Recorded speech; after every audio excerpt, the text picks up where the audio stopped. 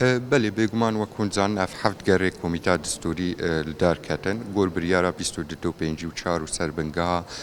خاڵێن بنگەهین ئێ پێکانینا کۆمیتا دستوری گەڕا حەفتا وەک گەڕێن دەرباز بووی مخابن بێنجام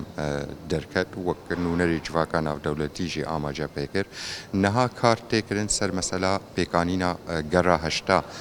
29 هەیڤێ حتا چارێ هەیڤێ دیسە وەک پرۆگرامێ هەنە لێ گەڕێ دەژی عینی وەک نمونە گەڕا پێنجا و شەشا و حەفتا خاڵێن بنگەهین ئێ دستورێ وەرێ پێشکەشکردن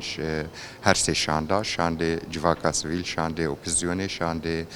رێجیمێ سێ چار ڕۆژادا وێ ئەو چار خاڵوەرن گفتوگۆکردن ڕۆژا پێنجێ وێ مناقەشە لەسەر خاڵێن هەڤبەش یان تشتên hevbeş wê yêl hundirê wê gerê de. Hêviyê me hinekî ev ger cida bê ji gerên derbas bûyî lê bi gumana min de rewşa siyasî giştî a Sûriya tê re derbas bê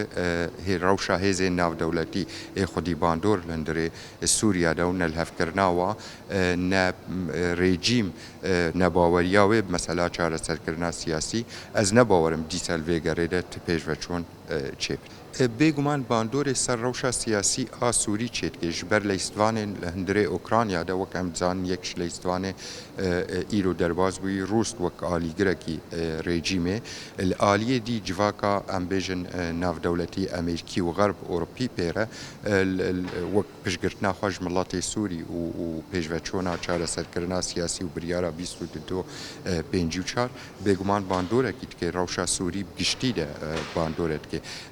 hevkirina wa li wê de yan nekokiyê li hundirê wê de heyî têlê wek dibêje aynî wan nekokiya derbas bin melefatên dî li hundirê deverê de û nav wa de jî mesela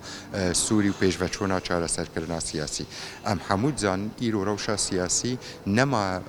maya rewşekî tenê bi hacetî li hevkirina Sûriye. بحاجەتە لە هەفکردنێک ناودەوڵەتیش سەرهەبێژ بەرگۆر بریارە جوواکە ناودەوڵەتی